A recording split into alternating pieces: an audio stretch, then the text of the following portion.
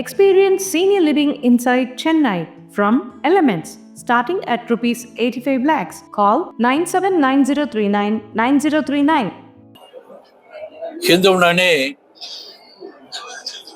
முருக பக்தர் மாநாட்டு முடிந்ததுமே இந்துக்கள் மத்தியில் ஒரு பெரிய எழுச்சி உருவாயிருக்குது.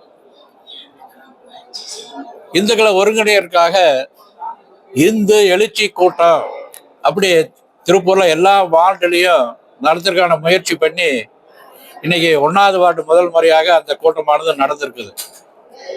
அதிகமான பெண்கள் பல்வேறு அமைப்புல இருந்து வந்திருக்காங்க. ஆட்டோ முன்னணி, இந்து இளைஞர் முன்னணி, அன்னையர் முன்னணி, இப்படி பல்வேறு அமைப்புல இருந்து வந்திருக்காங்க.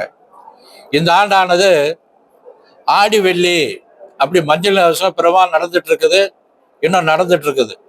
அது முழுக்க பெண்கள் தன் கையாலேயே அபிஷேகம் பண்ண மாதிரி அம்மனுக்கு அதுக்கான ஏற்பாடு நடந்திருக்குது. வருகின்ற விநாயகர் சதுர்த்தி 30வது ஆண்டு திருப்பூர்,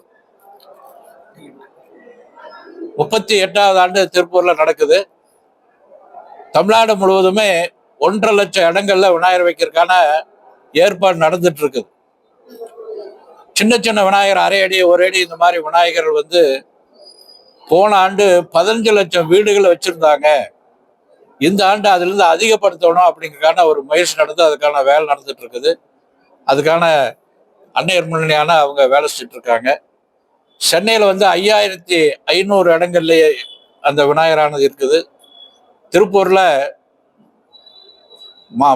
திருப்பூர் மாநகர்ல 1000 இடத்துலயும், மாவட்டம் முழுக்க 5000 இடங்கள்லயும் திருப்பூர்ல நடக்குது. இதுக்காக விசேஷமா கலைத்துறையை சேர்ந்தவர்கள், அரசியல் பெருமரெல்லாம் வர்றாங்க.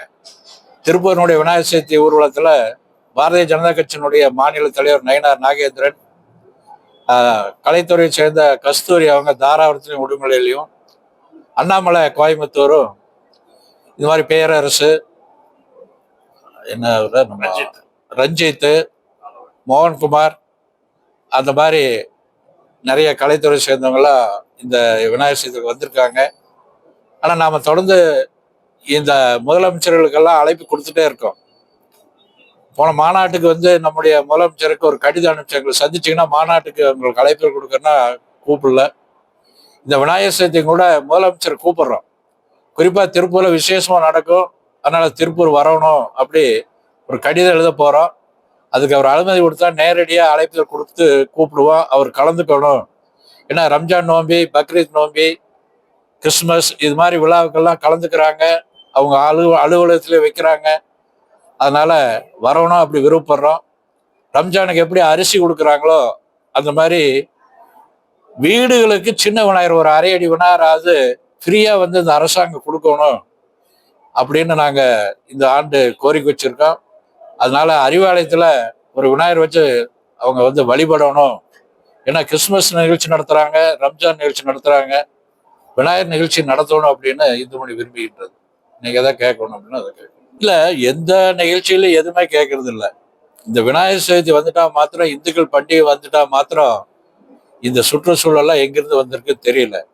ஆனா நாம செய்யறது பேப்பருக்குள்ள செய்யறோம், எந்த விதமான பாதிப்பு இல்லாமல், அங்க இருக்கக்கூடிய மீனோ மற்றதுக்கும் பாதிப்பு இல்லாம போற மாதிரிதான் நம்ம செஞ்சுட்டு இருக்கோம்.